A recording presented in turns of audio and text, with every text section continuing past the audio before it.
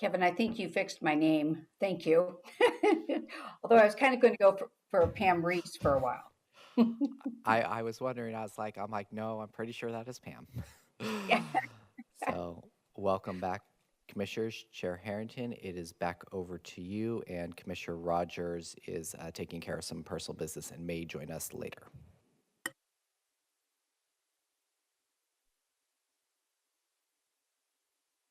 You're in double mute, Madam Chair. Thank you, Kevin. This is Chair Catherine Harrington. It's just after 1 p.m. I'd like to welcome Commissioners Pam Treese and Commissioner Jerry Willey as well for the recording. So we'll pick back up with topic number 3, County Climate and Sustainability Strategic Action Plan. And it looks like we'll turn it over to Ms. Rachel Fuller, Assistant County Administrator. Good afternoon, Chair Harrington, members of the board. I'm really pleased to be here with Robin Strawn today, who will give the presentation on the scope and the framework for the county's Climate and Sustainability Strategic Action Plan. Thank you, Rachel, and hello again, Chair Harrington and Commissioners. My name is Robin Strawn, and I manage the county's Sustainability Division. If I could have the next slide, please. Thank you. All right, so here's the roadmap of what I'll cover today. I'll share some background on sustainability at Washington County. Next, I'll review the proposed framework and process for developing the County Climate and Sustainability Strategic Action Plan. Then I'll share our new approach, the key concepts and the priorities for this plan. I'll wrap up my presentation with the planning timeline, and I'll leave the bulk of our time to get input from your board. Next slide, please. Our purpose for today is to discuss the proposed framework and scope of the County Climate and Sustainability Strategic Action Plan, which focuses on county operations. The desired outcome is to ensure there is agreement with the plan's scope and priorities in case we need to adjust or add anything. Next slide. So here are the key policy questions for your board to consider today. These are in your board packet, and I'll circle back to these at the end of the presentation as well. I just want to kick things off with these. First, are we focused on the right scope and priorities for this plan? And second, what are we missing? Are there other issues or ideas that we should incorporate? Next slide, please. So I want to start off with a definition of internal sustainability adopted by Washington County, which guides our work. Our triple bottom line approach consists of environmental, economic, and social components so that we can foster excellence in our workplace by engaging and empowering employees. We make a connection between healthy habits and a healthy environment. We recognize the importance of diversity, inclusion, and collaboration.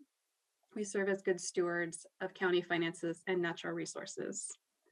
Next slide, please. So here are just a few milestones in sustainability at Washington County.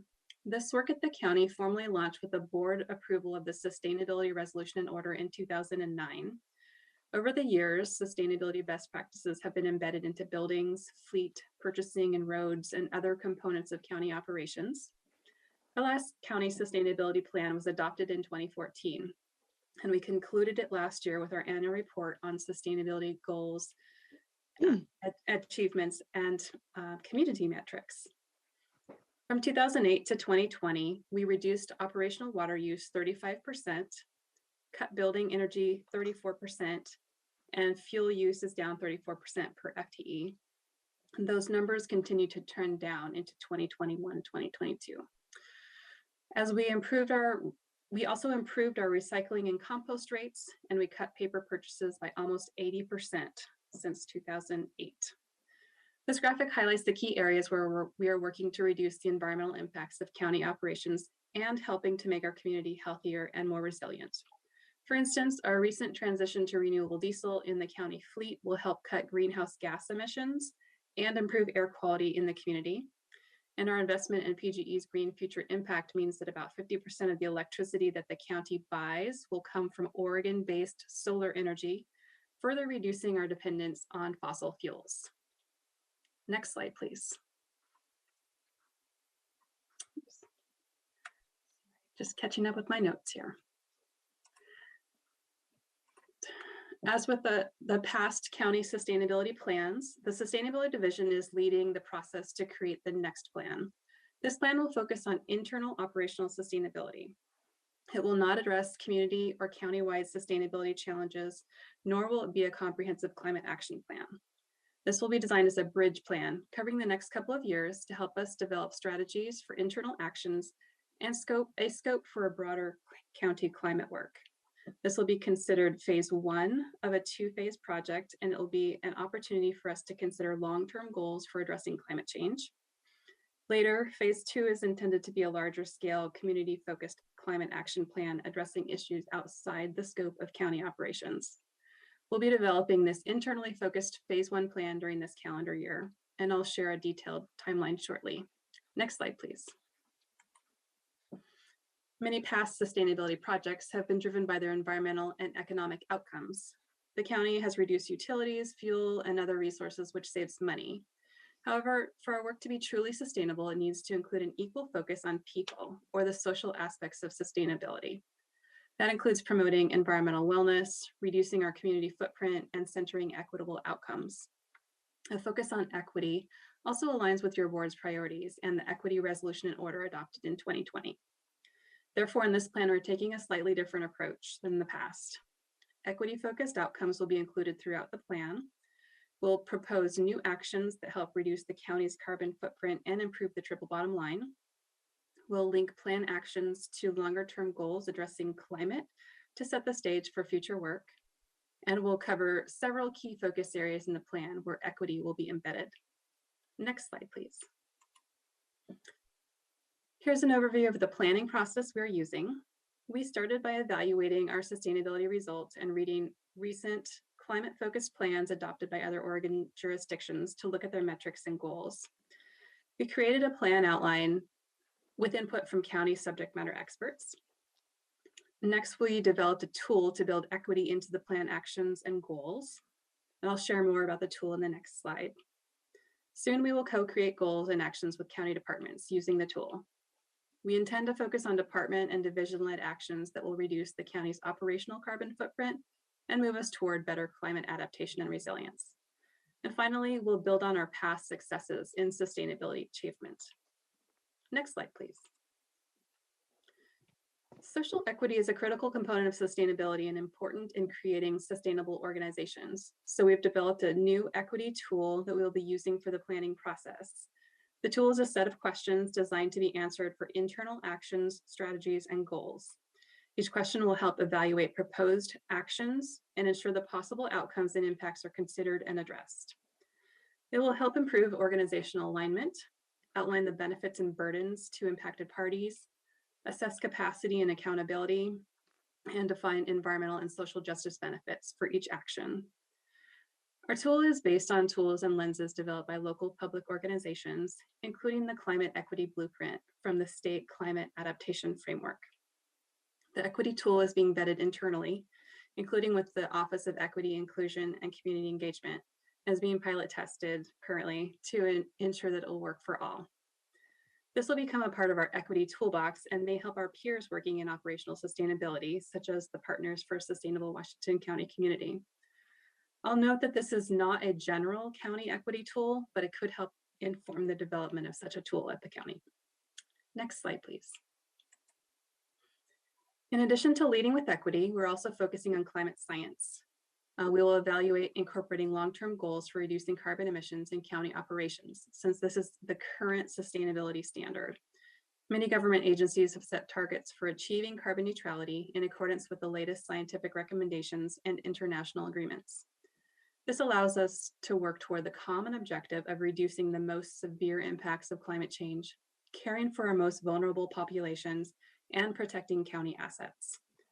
We're considering the goals adopted by our partners so that we can set goals that are aligned regionally. I've listed examples that match with our work in strategic energy management and the trends to decarbonize transportation equipment and buildings. We are currently on the right track for these types of targets. Having one or more North Star goals will help us as we update our sustainability programs and develop future policies and plans. Rather than setting short-term goals for reducing resource use, we propose longer-term targets that will incorporate many actions, milestones, and strategies, all working in collaboration to address the many facets of the climate crisis. Next slide, please.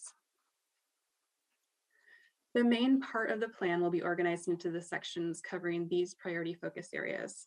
First, we'll lead off with equity, underscoring this as a focus throughout the plan and a priority of the county.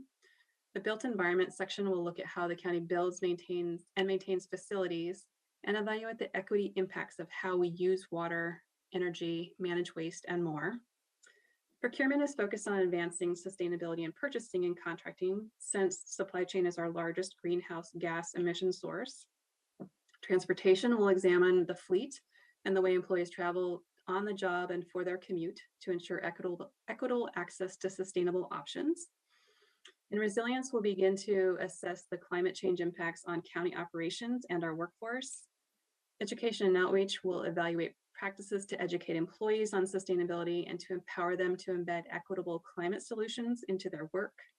And the final section will introduce phase 2 and set a path for future climate action work at the county. Here we'll begin to scope a climate action plan and consider what it would take to facilitate a large-scale community engaged process focused on equitable and just climate outcomes. We selected these topics since they're areas where we have the most opportunities for sustainability improvement as well as control to improve outcomes. They align with the work that the county is doing and highlight areas where more climate adaptation and equity-focused actions are needed. We vetted these focus areas to ensure the subjects resonate countywide and align with department strategies, plus feed into future strategic planning for climate change. Next slide, please. Here's a timeline of our next steps. So today we are confirming the project scope. Soon we'll be partnering with departments to document key plan actions. We'll continue with development of this phase 1 plan through the summer, and we hope to bring it back to your board at a work session by fall for discussion and review. Our timeframe for board approval is hopefully by the end of the calendar year, so we can dig into implementation over the next couple of years. And we would hope to start the climate action planning process, or phase 2, around 2025, once the resources are secured for that project to commence. Next slide, please. So as I wrap up my presentation, I just want to revisit the desired outcome for today and restate the policy questions for your consideration. I'm focused on ensuring that we're in alignment with the framework and scope that I have proposed for the new plan. I've listed a few key questions that I'd like your board to consider and discuss. However, I welcome any input you may have, including your questions at this time. I'd like to start by welcoming or recognizing that Commissioner Fye is with us. So we have 4 of us here. Okay, so commissioners, what questions or feedback do you have for our staff? Who would like to go first?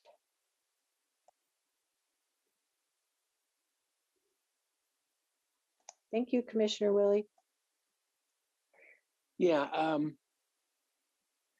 I got just a couple of questions. I really like what we're doing here. So, and in my conversation with Sunrise Beaverton, same thing. These are good conversations, and I think we're going to be identifying some real areas that we can show improvement.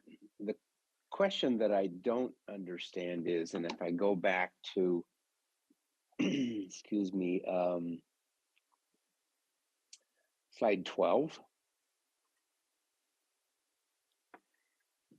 how does equity, in the definition that we use equity a lot in all of our other policies and everything else that seems to resonate with me, but it doesn't in this, because it seems like we're instituting a climate and sustainability plan that's kind of just over all operations of the county and impacts all of us. So how does equity play into this? Sure. So the way that we're going to be building more equitable parts of this plan is that we're going to look at not only actions that help, environmentally, like reducing energy use, but looking at what are the equity impacts of how we're using energy and what we're doing. I shared an example earlier with Commissioner Willie that, we can consider like electric leaf blowers. They have various equity impacts. They help reduce noise pollution. They help reduce air pollution. But then there's some challenges with that in that they can't be used year round in our climate. And they also are heavier than their gas counterparts. So it can create a possible health barrier or medical issue with the groundskeepers that use them. So we're kind of trying to look holistically when we're making a proposed action that's going to have a positive climate impact. Is it also going to be positive for the people that have to implement it and utilize that particular tool? So we're going to be kind of like weighing the pros and cons of that. And, equity impacts and outcomes are kind of on a spectrum. So it's not like everything we do is going to be like 100% like it's going to be the most positive thing we can do. So we kind of need to weigh the various components of it to make sure that there are overall more positive equity outcomes with an action like that.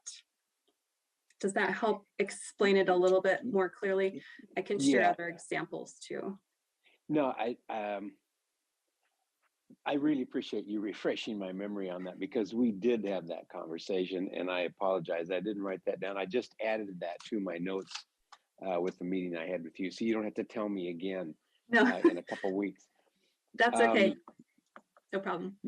The other part is, and it's just an observation, I think I'm going to go back to the slide where you're comparing some of our objectives with the city of Beaverton. And so where was that? City of Beaverton and Clackamas County and some of those. Slide 11. Yeah. Okay. Yeah, there it is. I guess what my initial impression was that we are a considerably larger organization than the city of Beaverton or Lane County, even Clackamas County. So for us to consider carbon neutrality by 2050, 50% fossil fuel reduction by 2030, in 2030s, it'll be here in the blink of an eye. And so We go to slide 11. Sorry to interrupt, Commissioner Willie. Thank you so much. I'm sorry. Yeah, I was looking at my slide, not what you can see there.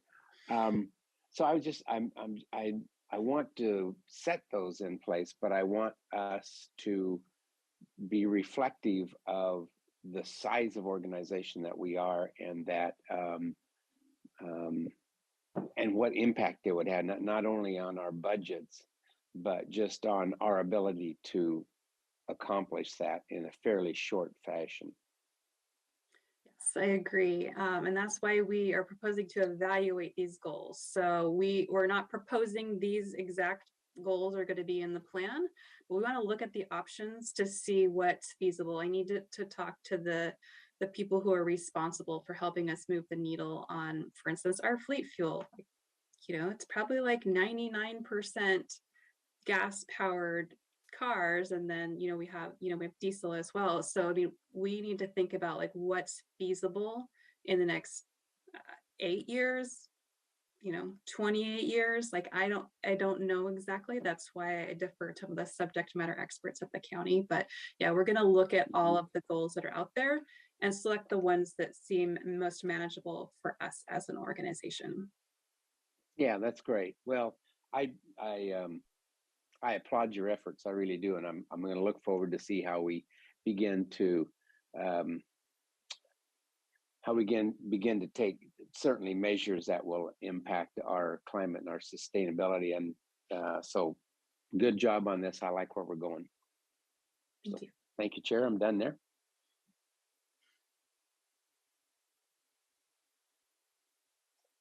clicking, you have to click the right place, Catherine.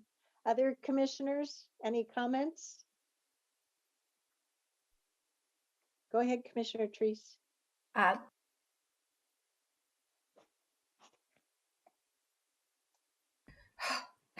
Sorry.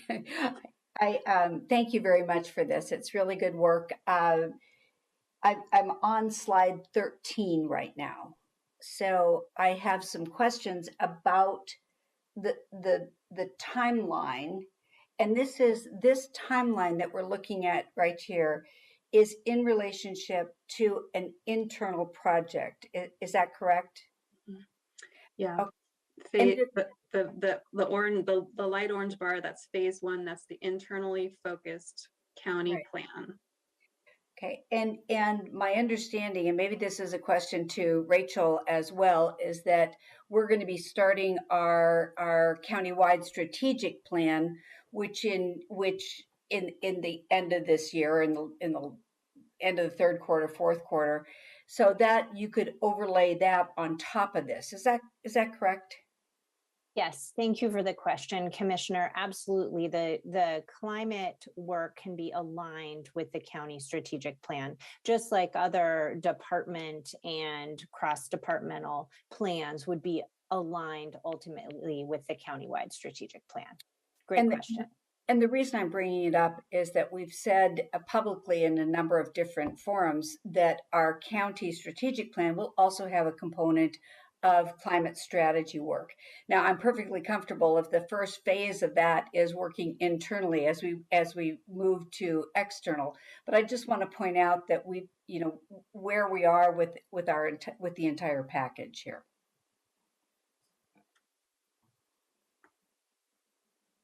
Thank you. Commissioner Fye, did you have anything? Thank you, Chair Harrington. Great work, Rachel and the team. I think this was really good presentation. Climate action planning in 2025 plus seems so long. That's a long time from now, even though it may not feel that way. And the urgency of our situation in terms of climate.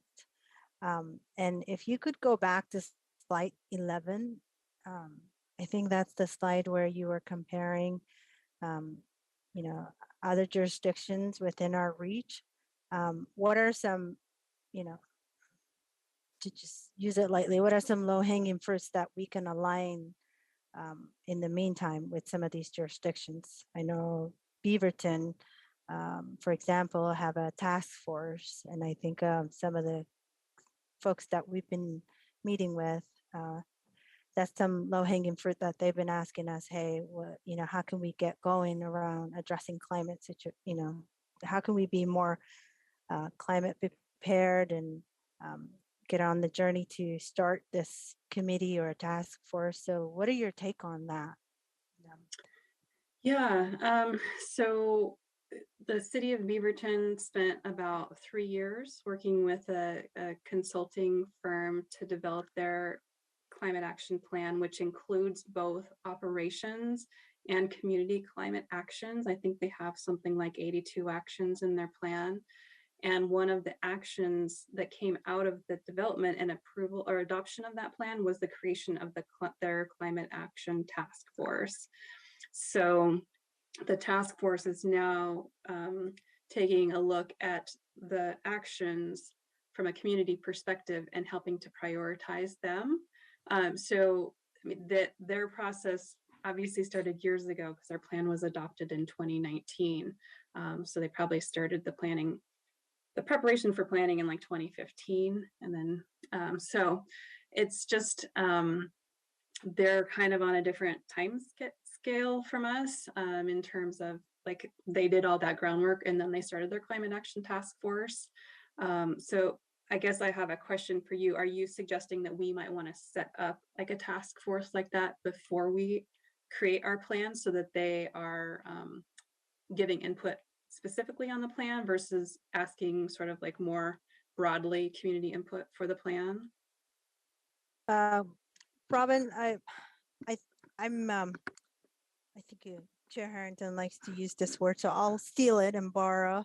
I'm just a one vote person. But ideally, I think we've been hearing requests from not just the Sunrise, but the Tree Keepers of Washington County, 350 Washington County, folks that I've been having engaged in conversations, as well as other commissioners, sort of to say, maybe we should look into, and this is really a true, in its true meaning, a low hanging fruit. It doesn't require the county to put a lot of effort and resource into it, but there's folks who are ready and volunteer their time to do this work that we can sort of deploy. But so yeah, to succinctly answer your question, I'm interested in how do we set up something like that to really get this work going and to sort of provide the community sense of release that we are taking serious, especially with what happened with the weather last week too. So yes, I'm interested in something like that, but Yeah, I actually don't know what it takes to set up a task force like that. Our program is entirely internally focused, so I'd have to defer that question to someone else who knows about our community engagement process. So Commissioner Fye, we will work on that, and a next step after we receive board feedback, we will bring the scope of this planning process to your board on consent. So we'll determine what that would take and what that would look like in the sense of this planning process. I'd like to chime in here. Is that okay, Nafisa or Commissioner Fye and Chair? you have my blessing. Thank you very much. I'd like to say that I understand what Nafisa is saying. The pressure is great from our community. And I believe that the messaging and the approach here, we need to be internally focused, and I understand that.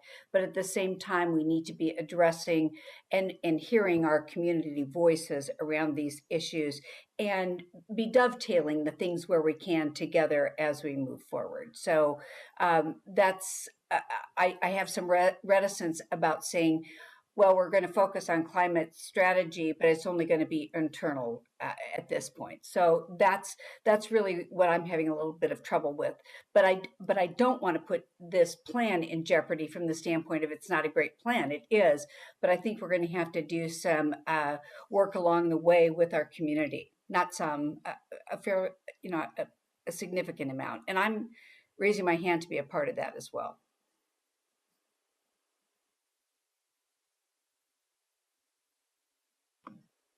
Would you like me to call on you, Chair? I'm just joking here. Commissioner Fye, did you have anything else you wanted to contribute? No, thank you, Chair Harrington. Okay, thank you. So I've really appreciated the conversation today. This is a follow-up to a couple of different board conversations that we've had. The most notable is our joint roundtable with Clean Water Services last July or August. I can't remember the exact date right now. I'll say I have benefited from some of the comments and answers during the discussion thus far. Fundamentally, I will say I have failed to understand. And so while Commissioner Treese is comfortable with moving forward with this plan, I'm not at all. We do not need another year and a half of focusing just on internal operations, right? We've heard loud and clear from our community for over a year that we need to get going. And this was raised a good couple months ago as well. And I have really failed to understand what this plan provides for us. But let me go back to the order of the slides. On page 6, which is titled County Sustainability Milestones. Now, keep in mind, I appreciate how staff, through Robin's leadership in engaging staff across the agency, has really improved county operations. But there's been work being done at our state level to define climate goals for the state, as well as at the metro level that we as a county have to comply with. So we're long overdue for getting outside of our own selves and focusing on the bigger picture. On slide 6, if I could have us go to that slide, thank you. I seem to recall in 2019 that we took an action with regard to PGE and clean energy. Was that adoption part of this Green Future Impact effective as of 2022? Yeah, the board did take action to buy into the program. Yeah. We were accepted into the program, and in the ensuing years, the project has been built, and it's been delayed for actually operation until probably the second half of 2022. So that's why we can't benefit from it until it's built. Got it. But in terms of you talked about on a per employee basis, our energy use is down, the water use is down, and our things like our paper use is down per employee. Well, one of the real strengths that you brought to this effort, since 2008 at least, has been defining goals and measuring to them. So you really excel at that, which is why I feel like, okay, we have really good resources here to focus on this. But what I am failing to understand is, given the urgency that we as county commissioners, or at least the 3 of us who have recognized the pressure from our community, I still don't understand why it's okay for us to spend another year just focused internally. And if I could, I do want to recognize and appreciate all that's been done internally, and that in order to go wider, often we need a transition. And if that's what this is recommending to me, then great. But I didn't grasp that explicitly through this presentation. That's why I've put the criticism this way in my failure to understand. Okay, let me be very clear on that. My failure to understand.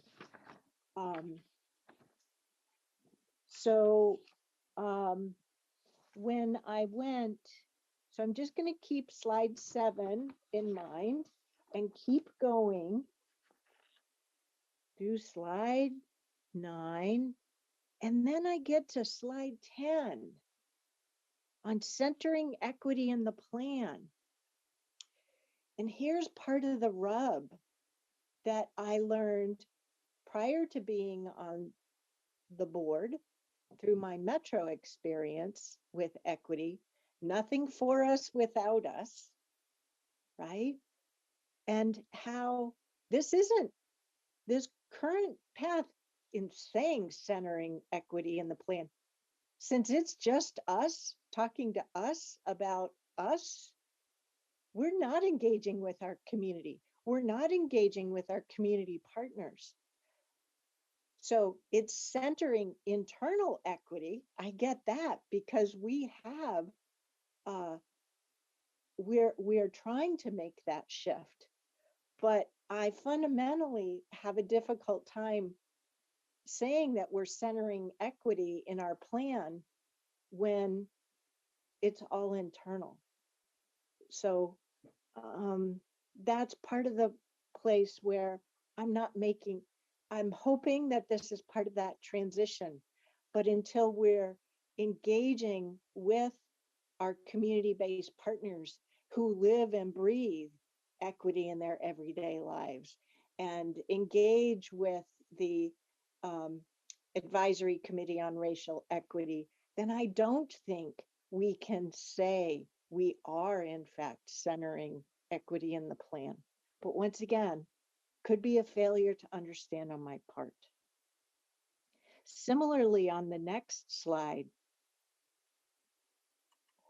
and I appreciated what Commissioner Willie helped me better understand. But on this slide, again, this is where I was remembering, we don't have to reinvent the wheel on goals, right? Let's pick from ones and then apply those goals to, okay, well, we share an airshed with the state, so why don't we leverage the state airshed goals, right? The word research really came into play here.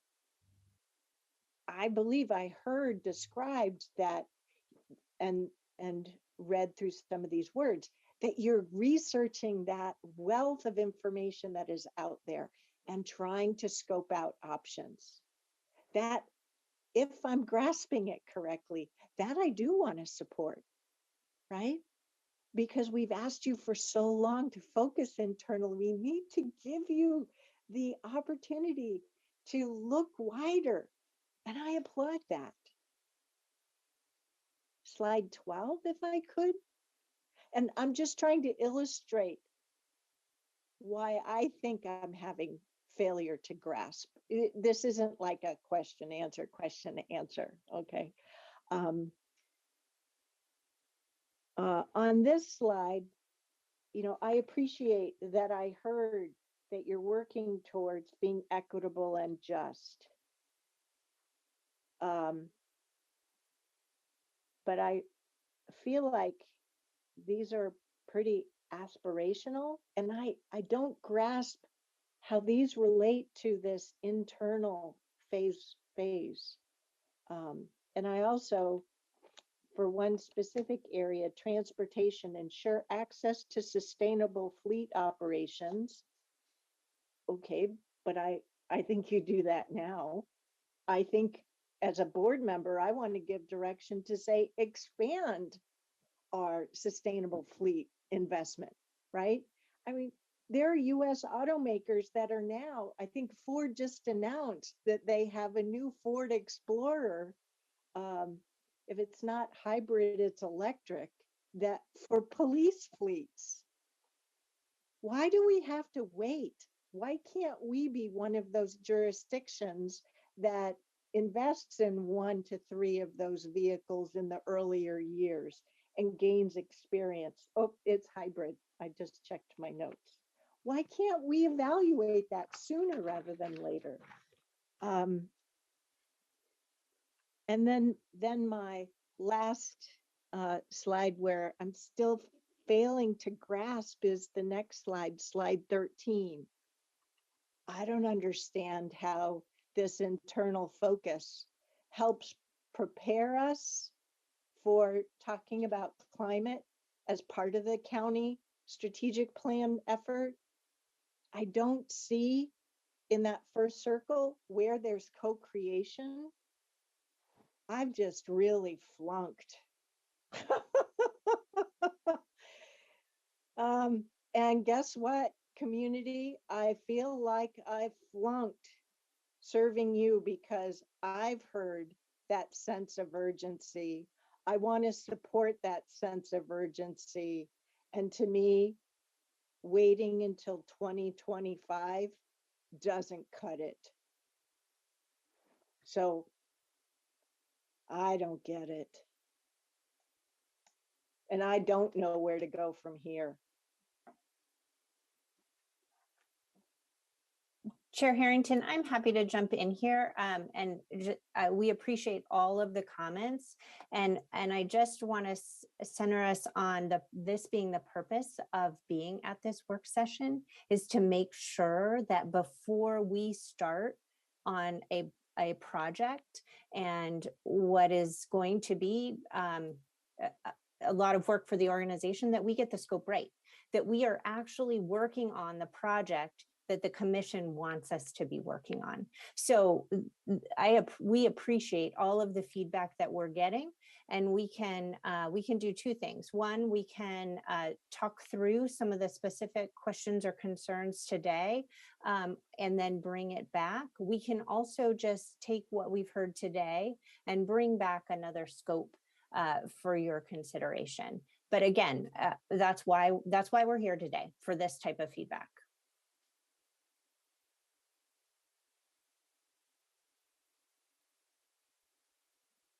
Go ahead, Commissioner Treese. Thank you, Chair.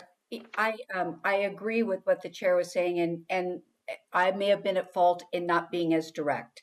So I apologize that when I was looking at saying, well, we could dovetail, we could do these things, but I will also say that I hear loud and clear things like community. We need a community advisory committee. We've got volunteers that are out doing tree inventories, and we don't have a vehicle to incorporate that information into work.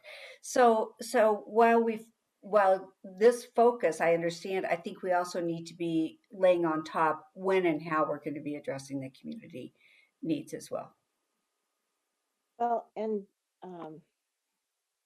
Commissioner Treese, I appreciate that. We had an early climate conversation in 2019. The board was 3-2 in wanting to move forward with climate, and the biggest hurdle was concern about if we have to invest in climate, it's going to cost us more than otherwise, and a real reticence to do that. And we had so many things on our plate that we said, let's come back to this topic. And then we had COVID in 2020, right? And so we pivoted and said, okay, we really do have to get back to that. But we recognized that one of the things that might benefit us is to have a joint effort between the two agencies. And our staff really came back to us with, I thought, really good, useful information. And I appreciated the joint Washington County and Clean Water Services approach. And this is staff's best effort trying to figure out how to use the resources that we provided them. And I also recognize that in that intervening time, we had an interim CAO. We had a change of CAO to an interim CAO. Now we have our current CAO, and further refinement and organization through Design for the Future and One Washington County. So, we've built a stronger foundation, right? We've got some good building blocks. I just don't quite know where we're headed yet. And I think what we've heard here today is there are at least 3 of us that feel that sense of urgency and hear that sense of urgency, and are asking staff to go back and reevaluate and help us figure out how do we co-create with community, as well as perhaps better understand what we're trying to do over the next year. Because I want to recognize that even though I failed to grasp the sense of it, I do feel very well served by under the direction of Ms. Strawn, all the improvements that have been made. And I can't imagine having better leadership to help us scope out how we should reach for a higher level. and I need her and all the other energy that's going on in the organization. I just don't understand the journey yet. And I want to, I really do. So Chair, we're on this journey together and we're trying to get on the same road. That's what I'll say. And so this is part of that conversation. And I do want to lift up something that Ms. Fuller stated. What is incredibly important is that we have clarity and alignment on scope of work.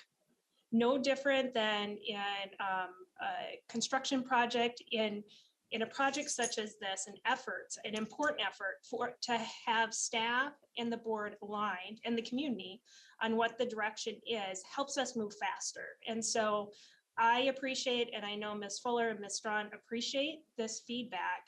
And what we can do is take this feedback and any additional feedback we get from board members and come back to your board. I'm saying 45 days, but I'm trying to scour the rolling agenda, and knowing this is budget season, so it may not be quite, but I want to also respond to, we also hear community and we hear the urgency to respond to our climate crisis right now. And I know that's something that Ms. Strawn is very passionate about. So we can come back to you with a scope and even some options in that scope. One thing that we are, I'm going to say challenged by, is aligning needed resources. And so that will be part of the conversation that we will be bringing back. And so part of today's conversation was working within the resources that we have. So we'll take what we've heard, work with the resources that we have, and have options for your board to discuss during the next conversation. And thank you, Tanya. If I could, I do want to confirm, the intent was to be a transition and a bridge plan to a broader countywide climate action plan. And so part of this project would be scoping of a broader countywide action plan. But do want to confirm, so I have heard a desire by at least several of you to set a long-term goal. Three, to set a long-term goal, which was one of the components of this plan, and also to engage and co-create with the community this broader plan. So those will be sort of fundamental pieces of the scope that we bring back, unless we hear differently today.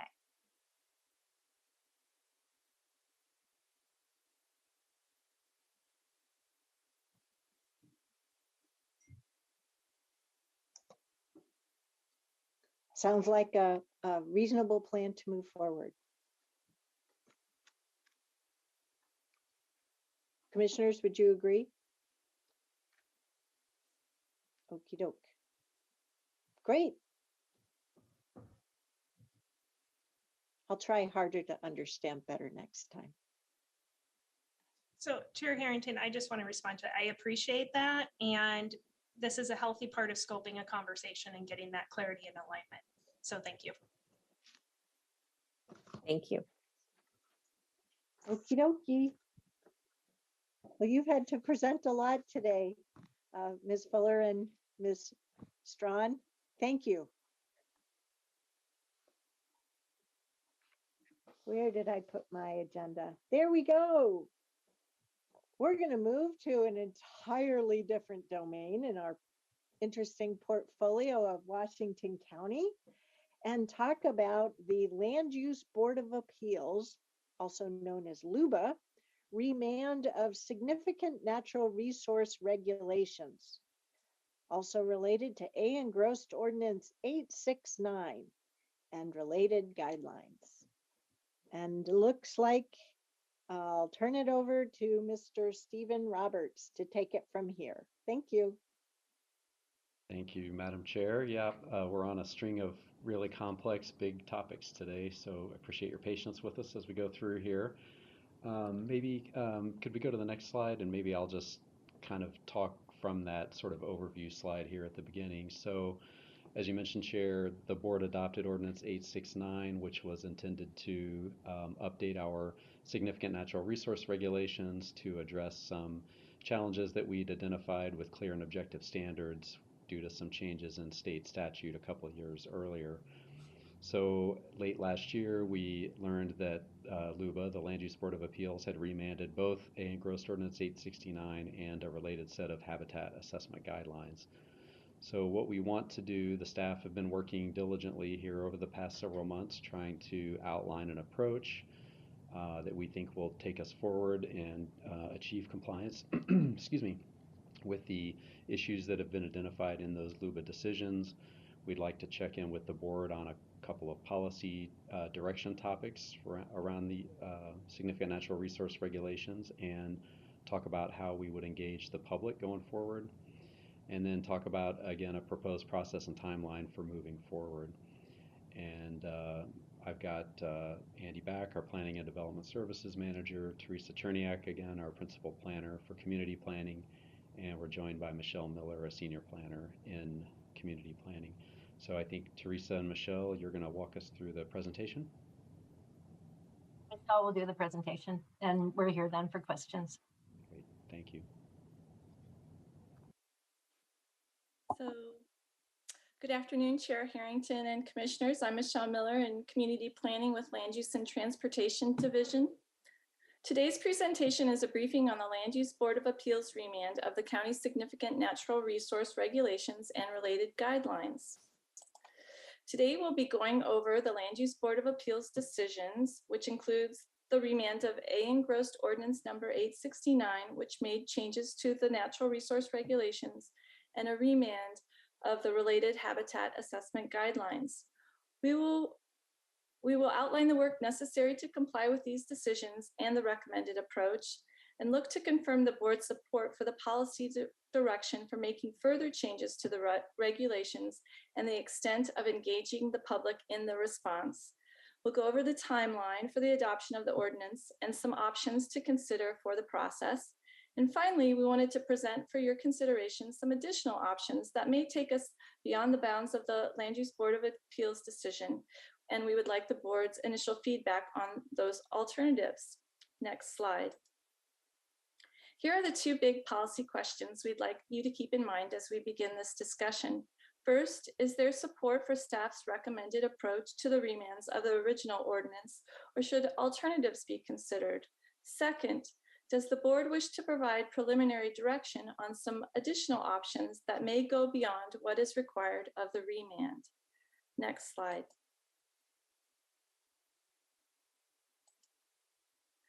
Well, it's been a while since we discussed significant natural resources, so here's a bit of a refresher. Natural resources fall under statewide planning Goal 5. Goal 5 requires local jurisdictions identify resources and follow a series of steps to establish policies and rules for either protecting or limiting the impacts to these inventoried natural resources. The county completed its Goal 5 process in the early 1980s under the original Goal 5 Oregon Administrative OAR Rules, Division 16. And the State Department of Land Conservation and Development acknowledged this program. Changes to the OARs in 1996 under Division 23 gave Metro the authority to plan for fish and wildlife habitat protection in the Portland Metro region and adopt a Goal 5 program into its functional plan.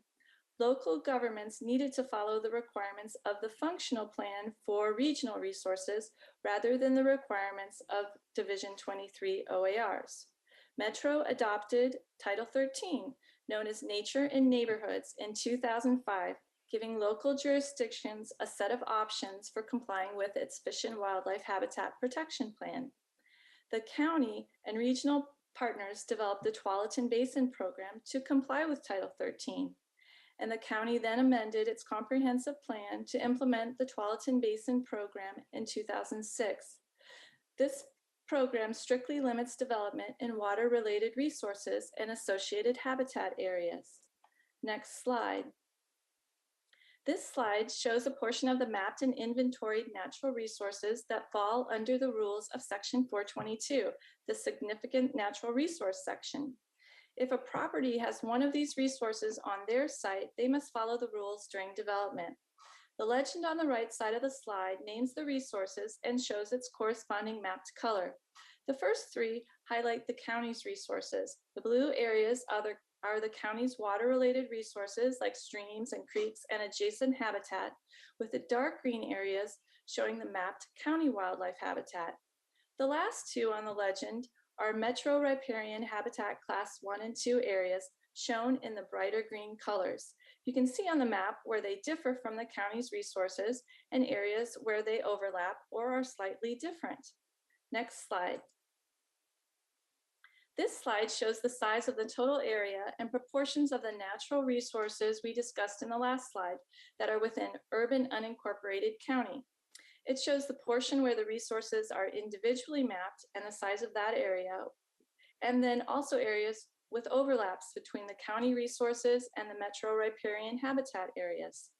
This pie chart shows that a substantial portion of the natural resources, just under 3,500 acres, are water-related resources and protected by the more restrictive standards found in Section 422. Next slide. As I touched on a bit earlier, the county has had an acknowledged Goal 5 program that's been in place for many years that was established under the older Division 16 OARs. Then in 2017, the state legislature passed a series of laws to address the housing crisis. And one of these changes, SB 1051, required local jurisdictions have clear and objective standards to make it easier for housing projects to move through the land development review process more quickly and consistently. This change at the state level brought to light issues with the county's natural resource standards that were not clear and objective, and several legal challenges followed, including the Crestline subdivision, an enforcement order, and the remand of Ordinance number 869A. The most recent LUBA remand revealed that the county had continued issues with its natural resource regulations, which will need to be addressed. Next slide. In 2020, the county adopted A-Engrossed Ordinance number 869 and associated guidelines to address the enforcement order. The objective of the ordinance was to look at the standards that were not clear and objective and make some minor changes that would aid in the development review process for sites with significant natural resources. For water-related resources, it meant retaining the same limitations on what was allowed in these areas while making the standards clear and objective. For wildlife habitat areas, it meant retaining a certain portion of the wildlife habitat areas to be preserved as mitigation areas and allow the remainder of the site to be developed. The habitat assessment guidelines were adopted later through the R&O process, and it detailed the requirements for sites with wildlife habitat. When the ordinance was adopted, the enforcement order was lifted shortly thereafter. Ordinance number 869 and the guidelines were then appealed to LUBA in 2021. Next slide. LUBA issued their decision in the fall of 2021 and remanded the ordinance back to the county. The habitat assessment guidelines were also remanded by a separate LUBA order that followed. The main takeaway in the decision was the county needed to follow the most current state OARs, Division 23, when making changes to its natural resource regulations. So that means the rules and any standards that are referenced in must be clear and objective. LUBA also found that the county must make findings on the record of all statewide planning goals that are being balanced. And in this case, LUBA highlighted the need to consider statewide planning goal 10, housing. Concerning the habitat assessment guidelines, there must be an opportunity for public review and comment on the guidelines, and that needed to be available at the same time that the ordinance was adopted. Under a separate decision, LUBA found that the guidelines, those habitat assessment guidelines, included aspects that directly governed the use of land and should have followed the process in the county's charter for adoption of a land use ordinance. Next slide. As staff explored options, it became clear that responding very narrowly to the LUBA remand was not advisable. The LUBA decision was not narrow, and it had implications for other county regulations and processes throughout other elements in our comprehensive plan. The intent is to provide a workable and understandable set of regulations that are also legally defensible and to help minimize future legal challenges. Therefore, staff recommends preparing a B-Engrossed Ordinance number 869 with changes to the CDC standards identified by LUBA, as well as the other provisions that are explicitly called out by LUBA and any references in the natural resource regulations that could be implicated by the LUBA decision. Next slide. Since we began working on this issue with this SNR program review and assessment report, the wildlife habitat has been the main focus of the community's concern. The approach taken in A-Engrossed Ordinance number 869 was to take certain subjective standards and make them clear and objective. In the case of wildlife habitat, the proposed standard required applicants to calculate the area of wildlife habitat and preserve a certain amount of habitat area into a non-buildable tract or conservation easement, and then bring that habitat into good condition.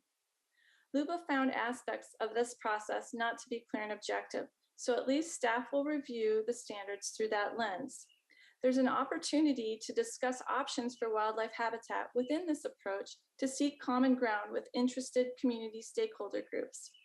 This review would also provide an opening to consider other possible ways to make the subjective standards clear and objective. Does the board agree with the balanced approach that looks to the original mitigation standard for wildlife habitat, or are there changes needed? Your input on this approach would be beneficial to help guide our discussions with the Planning Commission and our discussions with interested stakeholders. I'll just pause here to see if there are any comments yet, or I can keep going. Okay. I know I need to keep going. Okay. And then come back to this myself. Sure. This graphic with the different aspects of the map wildlife habitat and its status in the urban unincorporated areas of the county. With the SNR assessment, we looked at what was happening over time to the mapped wildlife habitat. Some of the areas have developed and includes areas of mitigation where the wildlife habitat is protected in tracts, while some of the sites have not developed and may contain some wildlife habitat. Some of the remaining wildlife habitat is located on sites with development potential, shown in darker green on the darker green pie section, and would likely be subject to the regulations that we would be working on. The smaller pie chart graphic on the right side breaks down the wildlife habitat further, showing the breakdown that is about 1/3 of what is considered wildlife habitat has also some mapped riparian habitat. Where the wildlife habitat overlaps with riparian habitat, it generally includes stricter limitations on its development potential and is more stringently protected. Next slide. More sweeping changes could be explored if desired by the board. Goal 5 and Metro Title 13 do not require that local governments protect any wildlife habitat in lands that came into the urban growth boundary before 2005.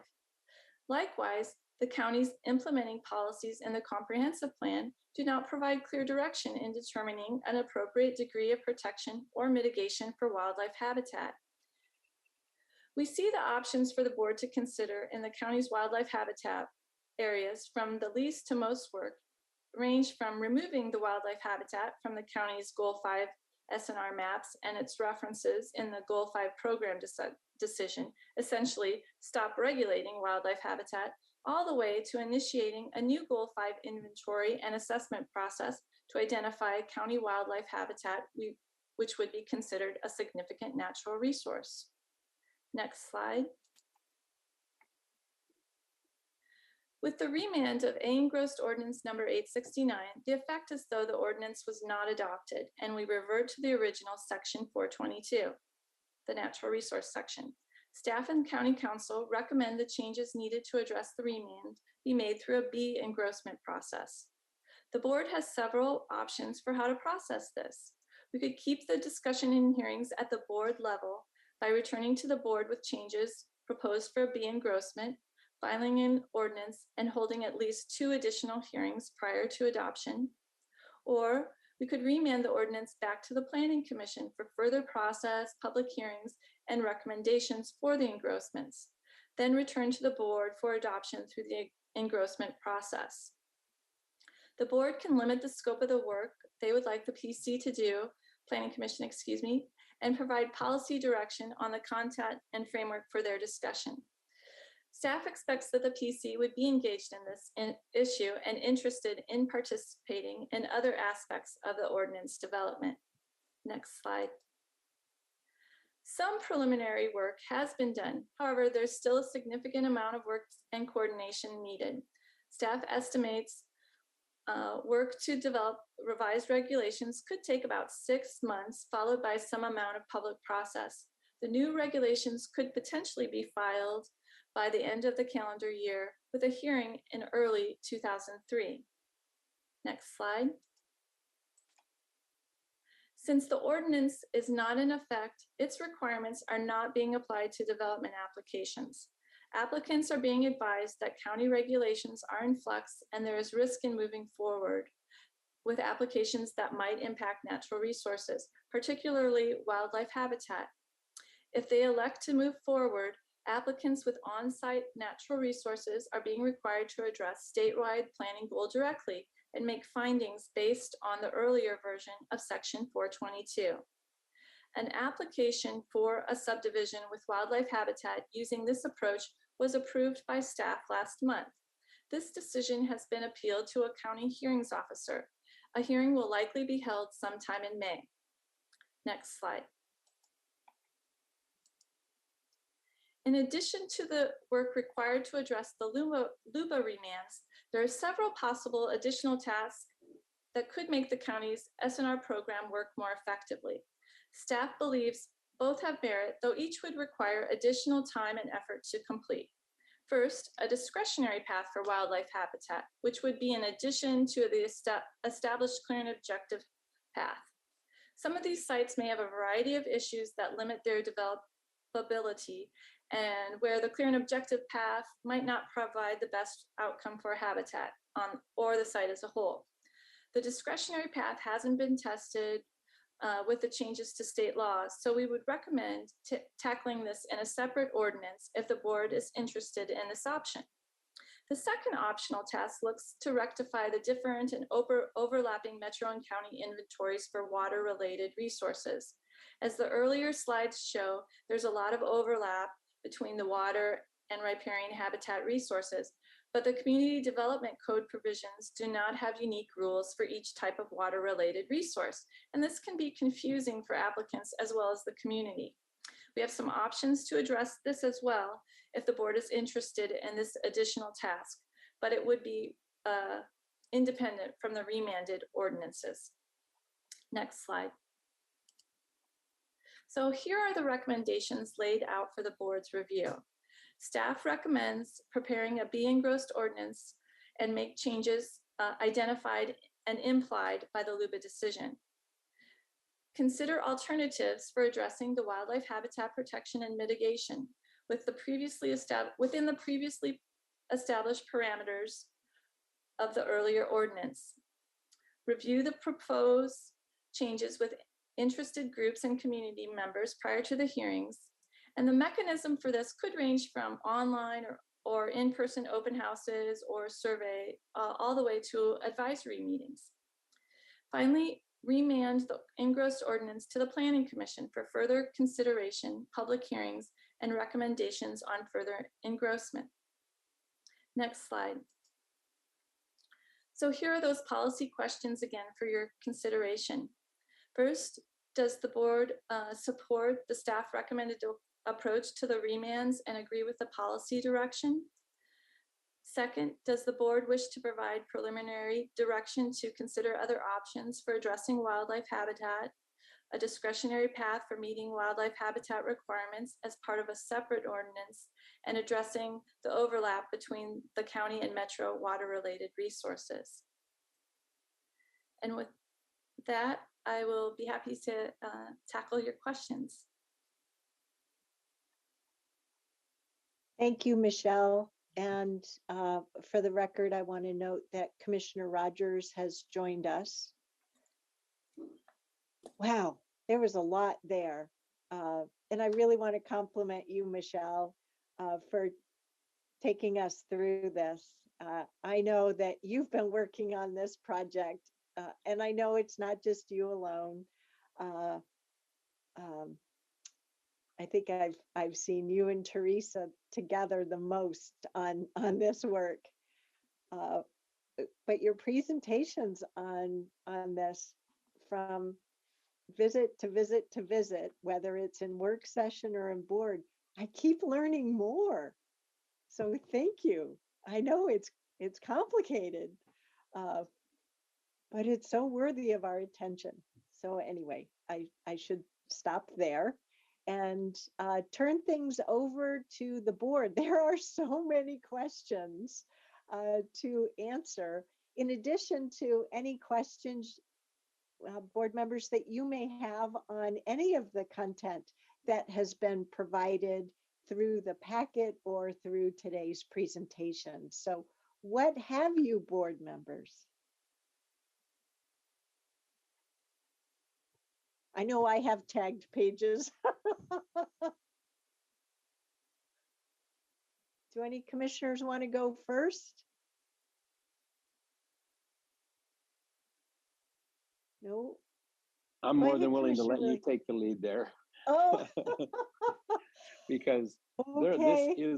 this is a lot of stuff, and quite frankly, it's complex because I remember it from the first time we went through it, and so I'm more than willing to let you show your tabs there that you've got. Let's listen. Okie dokie.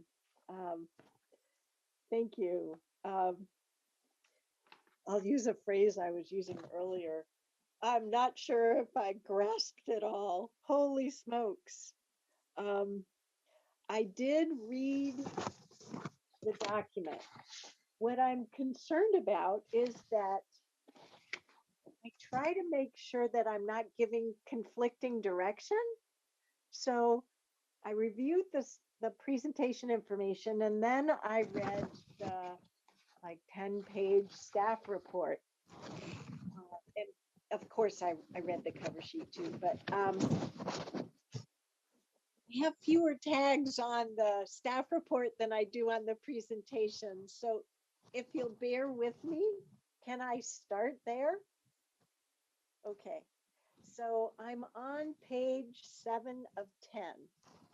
Leading up to 7 of 10, I have things underlined, things checked marked, like, yes, I'm following, yes, yes.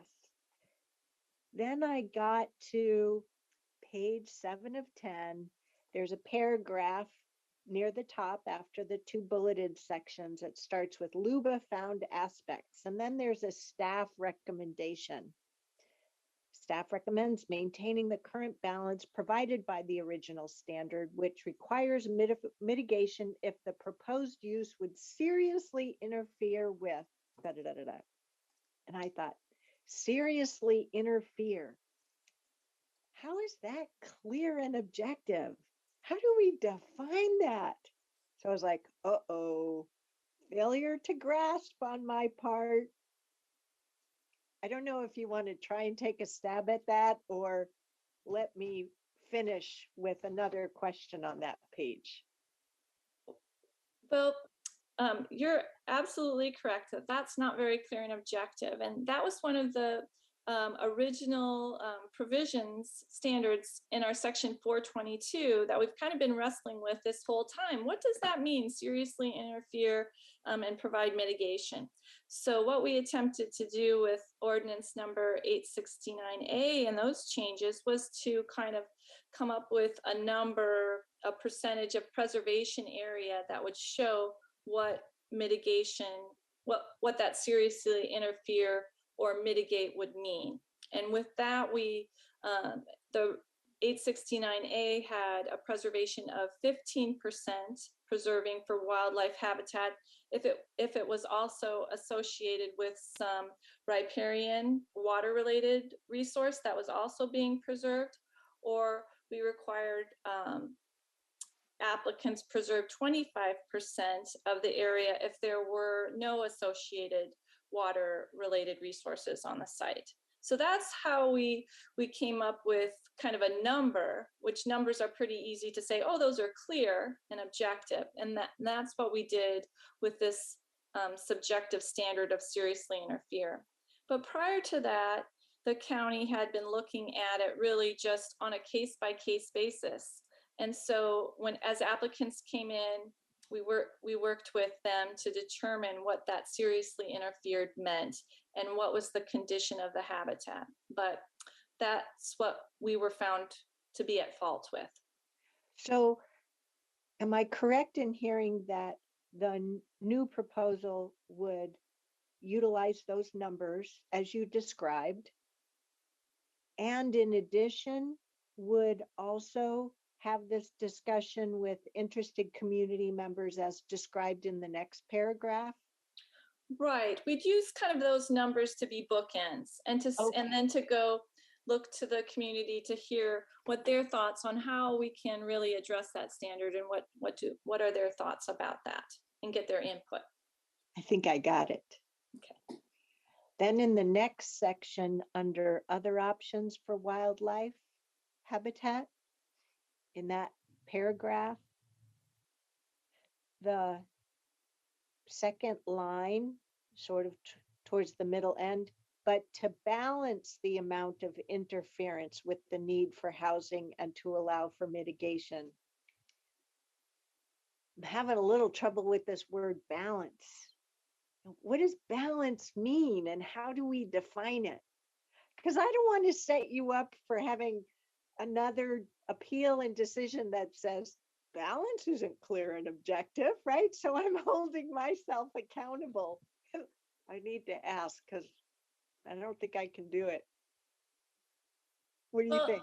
Well, that's part of the Goal 5 process. It kind of lays out some guidelines for how to do that using what they call the conflicting use analysis and the ESEE, which stands for look at the let's see, now you're going to stump me a little bit. Economic, scientific, energy, and environmental aspects of balancing all of our statewide planning goals. And it's kind of what we do on with every change to our land use regulations is kind of balance all those statewide planning goals with one another to come up with the approach that kind of satisfies all of them. So that's so you have something to rely on then for helping define what balance is. Yes. Okay. Got it. I see Stephen has some insight there too as well. Yeah, I just wanted to add, Chair, I appreciate your line of questioning here because this really is the fundamental challenge of this is trying to take policies that we had that are inherently somewhat subjective and trying to develop some language to move those forward. So I think we may have used a shorthand in our presentation saying if the board was still generally comfortable with the general policy direction, which is somewhat clear and objective, then we'll take that direction and continue to work toward trying to refine that into more clear and objective language that we can then bring back forward to the board and likely the Planning Commission as well. Okay. Thank you. So on the staff report, then I just have two more comments. On page 8 of 10, number 3, I'm like, yes, let's do that. Because in some ways, I feel like it's erring on the side of nature. And boy, when it takes me back to, I knew this work was because I was crossing paths during my last Metro Council term with Michelle and other staff members who were reviewing all of this with CPOs. The project was underway, right? So that when I started along with Commissioner Treese and Commissioner Willie in 2019, there was sort of this, okay, let's get this S&R work done in 2019. But I think with what we've learned since then, going back and doing number 3 sounds like a really good idea. Now I'm in the home stretch on the staff report.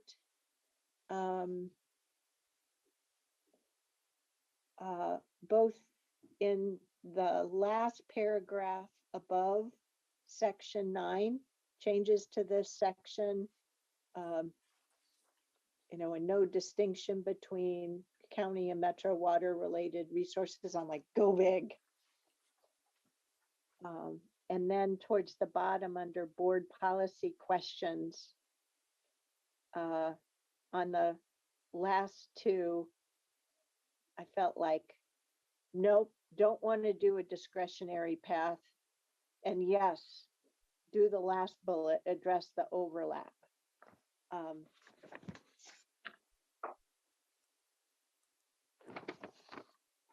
So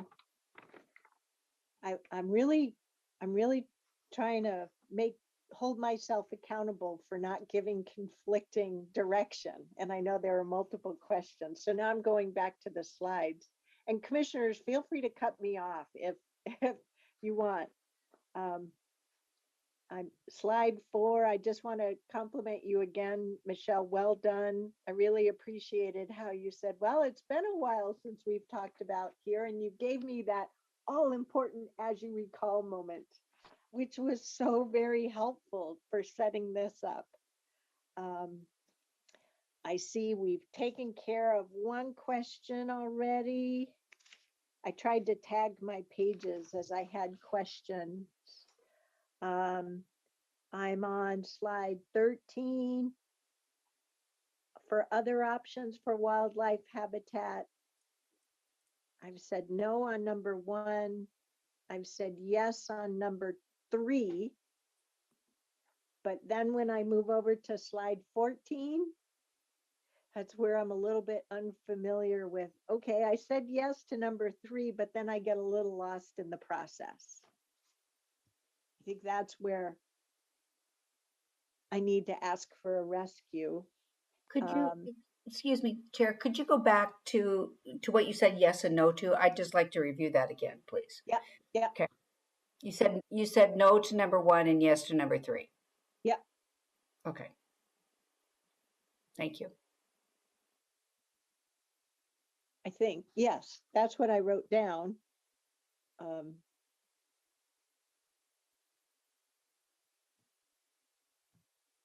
So I might just jump in here as far as process.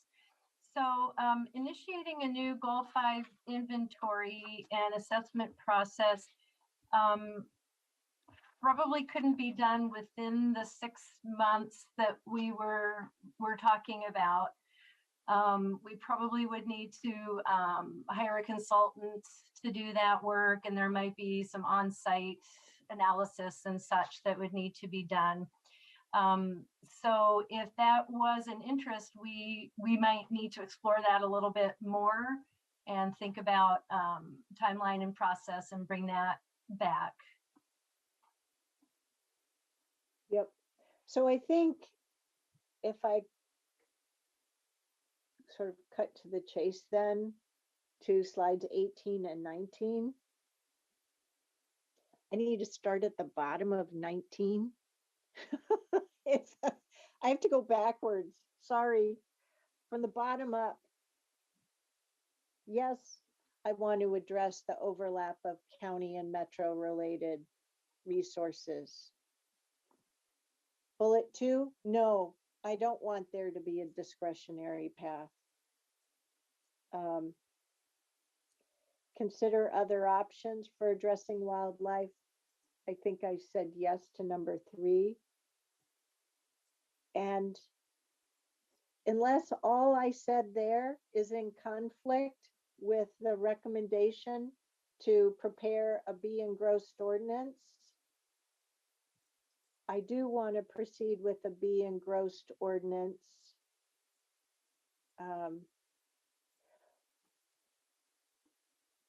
To your first question, but I don't know if I've because of the answers I gave below, if I'm giving you conflicting direction.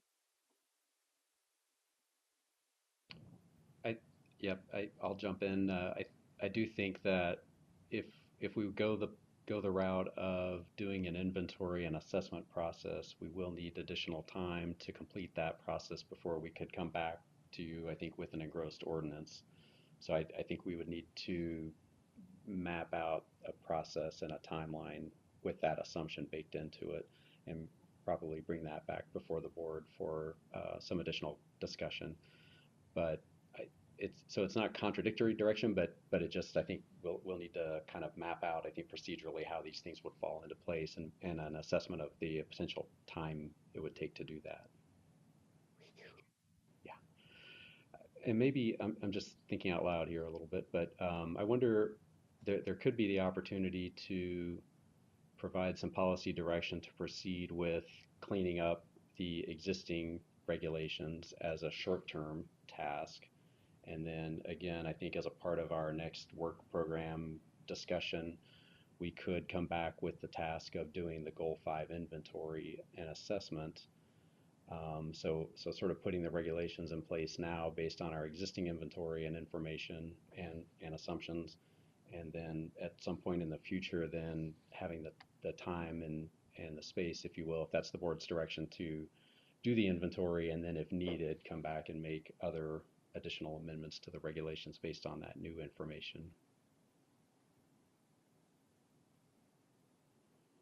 I'm trying to ponder that, because on one hand, I do want to support the staff in the county moving forward with further progress on clear and objective. But on the other hand, I feel that my thinking has advanced, my knowledge has advanced further than it was in 2019.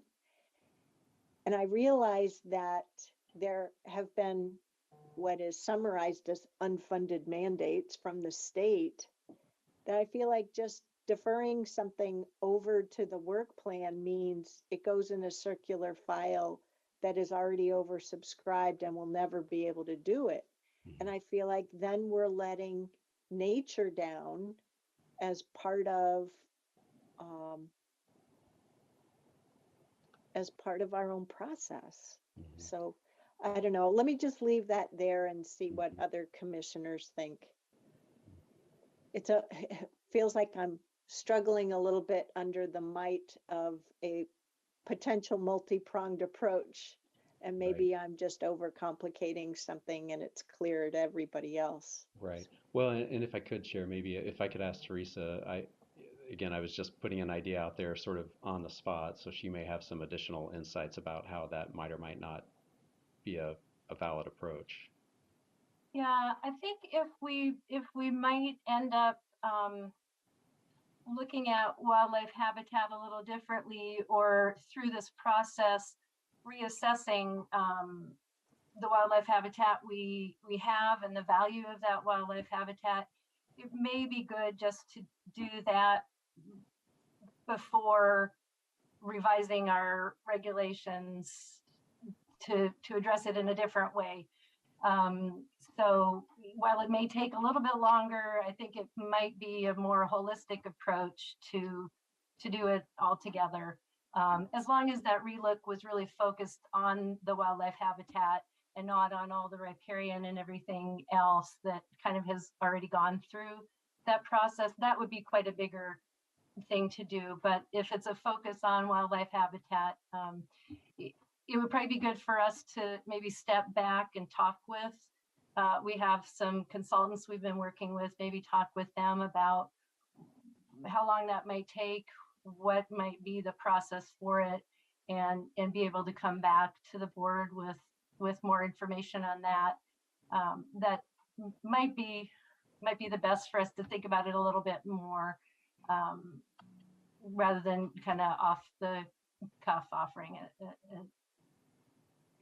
I was going to add that if you do want us to look at an inventory, which I think there's merit in doing that, just know that a good next step is us coming back with more information on the costs, the timing, the opportunity cost of other work that we wouldn't do if we did that.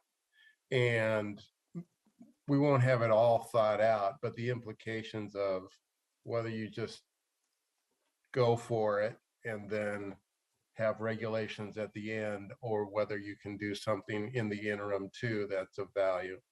I don't think we've thought through that in a way that's particularly helpful right now. So, Well, this is why Michelle's charts were helpful to me. And getting to slide 13, I thought that was really clear. No, I don't want to stop regulating wildlife habitat. That's number one. And option 3 sounded more valuable from the standpoint of nature to me than number 2 did.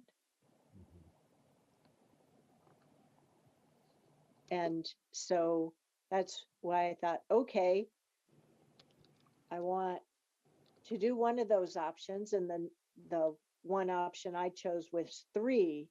And then going to slide 14, it made it sound like, okay, yes, I want to provide direction to go do number 3 on slide 13, and then proceed with the other things that can be done by virtue of a A-Engrossed ordinance.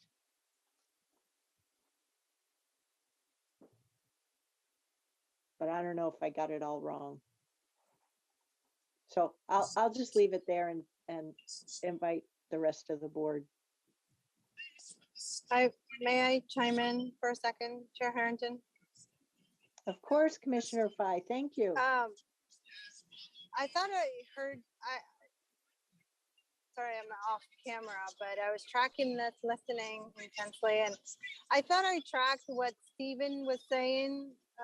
That was a really, to me, it made sense, a recommendation of how to move forward. And I just heard Teresa say that's doable. Is that the recommendation? Is that a path available for us today, Stephen? Instead of the policy question in front of us?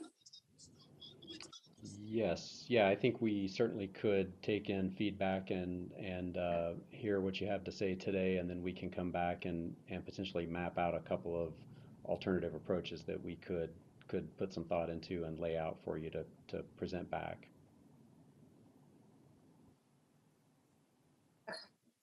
I'm okay with that direction. Thank you, Commissioner Fye. We're going to turn it over now to Commissioner Willie. Yeah, and thank you, Nafisa, for asking for that clarification. I would agree with that. One thing, again, my memory could be totally wrong on this, but on the slide that the chair refers to, slide 13, where it says she's saying, no, don't remove the wildlife habitat on number 1. But then number 3, the goal 5 inventory, didn't we, when we went through this the first time, didn't we at that time say we don't have time to do the goal 5 inventory? And is that not what is that what I heard again from Teresa, that if we're going to do that, we're going to have to hire somebody to help us do it because we can't get it done within the time guidelines? Did I hear that correctly? We do have an existing Goal 5 inventory that includes wildlife habitat. And if we want to keep with kind of with that set of mapped resources and with our basic policy framework to preserve or mitigate for the impacts to that, then we wouldn't have to redo an inventory. There have been concerns from community members that not everything that could be wildlife habitat is on our inventory. Some of that has maybe shifted over time. And there are resources that probably some have been preserved, some areas have been impacted by development. So re-looking at what we have for wildlife habitat is an option. Earlier, when we were looking at this, we were under an enforcement order. And so there was concern that if we took the time to relook at the inventory, development would be stopped within that time, and there was concern about doing that.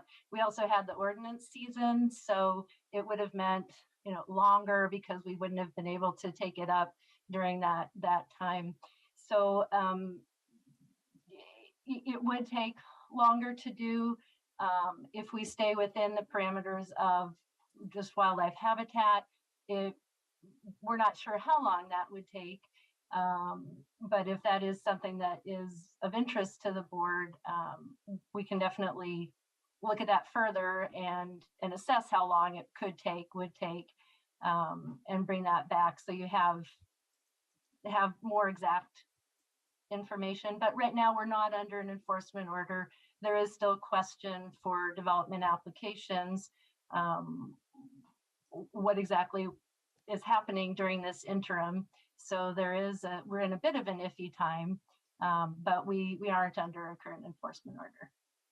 Yeah, I do want to add that that's sort of the need to get this done, is the ambiguity for the development community and for neighbors and everyone else, that the rules just aren't very unclear. And that's kind of evidenced with this most recent appeal that we have, which I don't know how it's going to turn out. So we're still going to be in kind of this status of kind of scratching our heads of what does this all mean, and it might depend on how good your lawyer is. So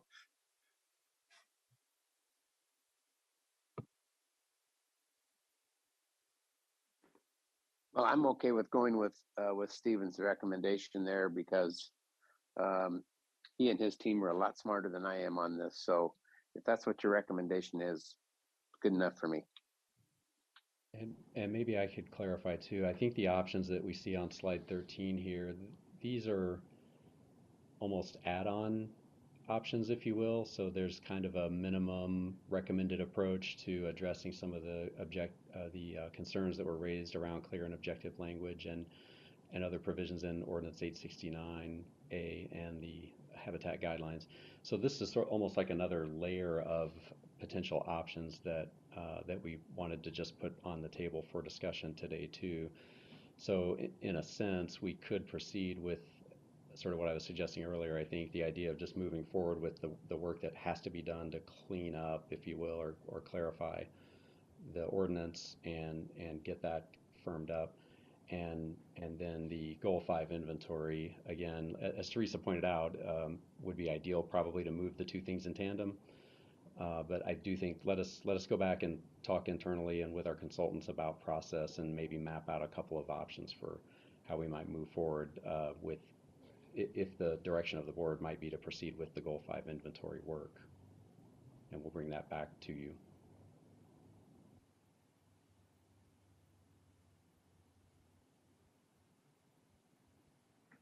Yeah, I'll weigh in on a couple of things. One, the reason this is so difficult is it's because we're dealing with the balance of urbanization and also trying to preserve lands that we want to have for nature, as someone has mentioned. It's not an easy task. As we continue to industrialize, continue to compact, these lands are disappearing. And so I don't know, and maybe it's Stephen, maybe you or Teresa, but are you having the really base level discussion? And it goes all the way from protecting every inch of it to protecting none of it. And people who are listening who want to protect it are going to say, that's terrible. But it's a question that has to be asked. What are you going to do? And if you're going to protect it, what does that mean in terms of 20 years and 50 years and 100 years? Because I grew up in Portland, and where I grew up it is now industrial. There's nothing that looks like homes. And where I think Pam grew up out in Park Rose, my father was born out in that area, and it was all farms, and it doesn't look anything like that today.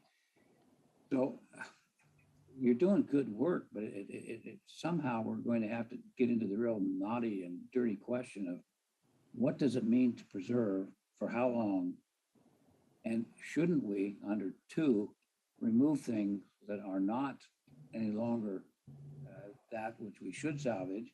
And number three, why wouldn't we expand that which needs to be salvaged? And that begs the question, everybody I'm looking at, this is a morbid thought, are not going to be here someday. And I don't mean just on this board or working for the county, I mean literally in life. So as these home areas go from generation to generation or from buyer to buyer, are we placing some constraints on the property? Now we're talking about takings to make it certain that it preserves. So we might make somebody happy or take a group in 2022 only to find out by 2030 it's all gone anyway, and there was a lot of wasted energy and fights. So I'm kind of just doing a little bit of philosophy, but it seems, Stephen, we have to really, if we're going to do this right, going to sit there and say, what's this all about? If we're really married to the idea of saving property within the urban growth boundary, and I kind of like that idea. I mean, if we didn't, we wouldn't have any parks, we wouldn't have anything. We'd just simply be an asphalt jungle. But if we're willing to do that and save it, what does that mean? What kind of redlining, if you want to call it that, on the properties are there, so we understand that it goes from generation to generation? Is it only habitat today because somebody dammed up some drainage district or did channel or did something, or is it really something for fish and wildlife? There's a lot of questions, and so the only way you get there is, to me, to do an inventory, good and bad, take out those that are not worthy of saving, good, adding those that should be added, and answering a really hard question that none of us want to do and nobody wants us to do, and that's to say, do we save as much as possible, as little as possible, or what is our goal? What do we want to achieve? In other words, what, is it just simply we're going to have some nice slide presentations or an very end analysis? Are we doing something that 100 years from now, like they did in Central Park in New York, or anywhere you want to pick up in the Bull Run, which is closer here in Oregon, people are going to say, that was really smart. And I'm not so certain that we're really smart. And I can take, I won't talk about you, I'll talk about me. I'm not really smart about that because I haven't answered that question. And I think that's the one we've got to get to. So that's my thoughts. And just very briefly, Commissioner, I think if we were to undertake what we see here listed as number 3 by default, that would include the work identified in number 2 as well. So we would be just updating the inventory, maybe adding some and maybe removing some as well, but just updating it holistically. So option 3 would include 2 as well. And I think what I'm grasping, thank you, Commissioner Rogers, what I'm grasping through what you've drawn our attention to takes me back to slides 5 and 6,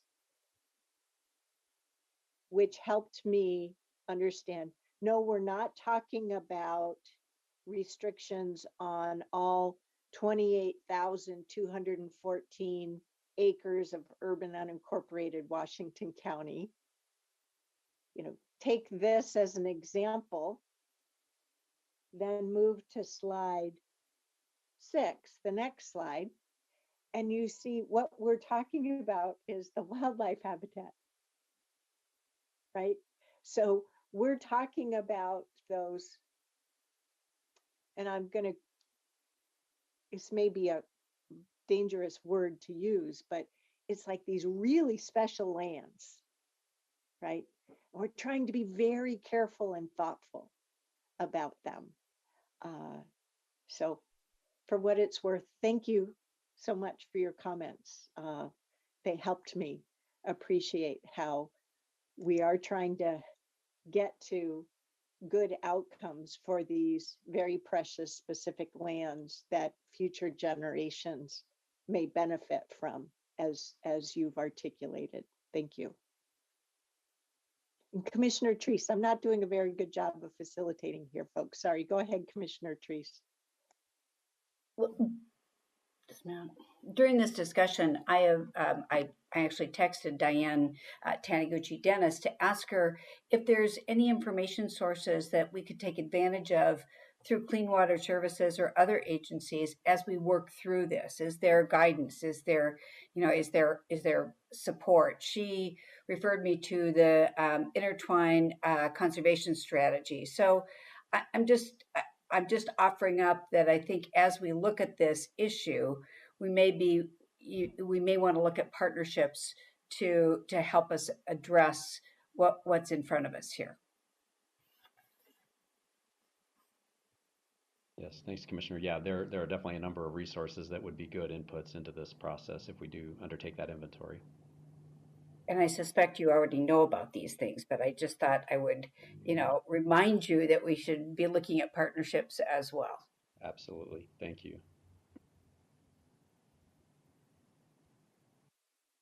So I don't know if there are any other commissioner comments. Please jump in if there are. Otherwise, I'd say, okay, Mr. Roberts and Ms. Angie, what did you think you heard for board direction? Well, I'll take a first and cut. Next steps. Yeah, I'll take a first cut at this. So I think we heard clearly there's some support or at least interest in exploring a potential inventory update of our significant natural resource and particularly wildlife habitat areas. And so we'll map out a potential timeline. We'll, as Andy alluded to, maybe take an estimate of cost and think about other potential priorities and present that information back to the board at a future work session.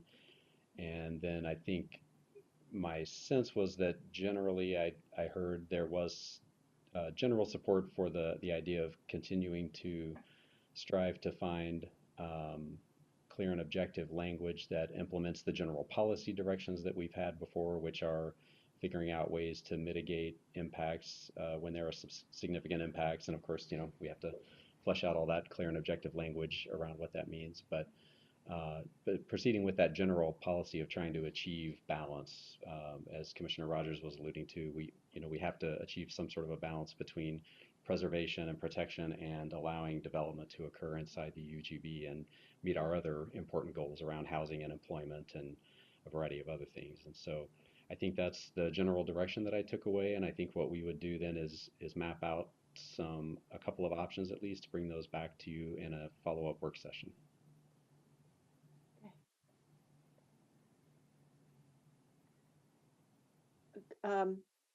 Commissioner Rogers, I want to come back to, I see your raised hand, and I also want to come back to this question for the board of, does that approach sound like one you can support? So, but go ahead, Commissioner Rogers. Stephen, we always have an appetite for a lot of things in a budget that's certainly, as I've been talking for about 2 years, I don't know that we can sustain all of our appetite. This is important work that has to be done because of all of our collision between building and need for land and housing units and people who want more definition. So having said that, which we all know, can you fund this in your budget? And if not, what's your guess on a cost? Because I don't want to get all excited, say we're working towards, some sort of a resolution, only to find out that's going to be a $3 million or $5 million, or I don't even know what project. You say, I don't have it. I don't know when I'll get it. And Tanya's being mean to me and won't give me all that money to do it. And, I'm teasing, of course, but whatever that is said, what are you looking at if you were to guess? Wild guess. Yeah, I'd be really hesitant, Commissioner, to take a guess right now, and I do think that'll be part of our consideration as we try to bring something back in front of you. We'll be, again, taking a look at cost, timing, as Andy said, maybe the opportunity cost. Are there other priorities that advancing this might mean that we need to push something else to the side for just a little while longer? So we'll take a look at that and try to address those questions in our follow-up presentation.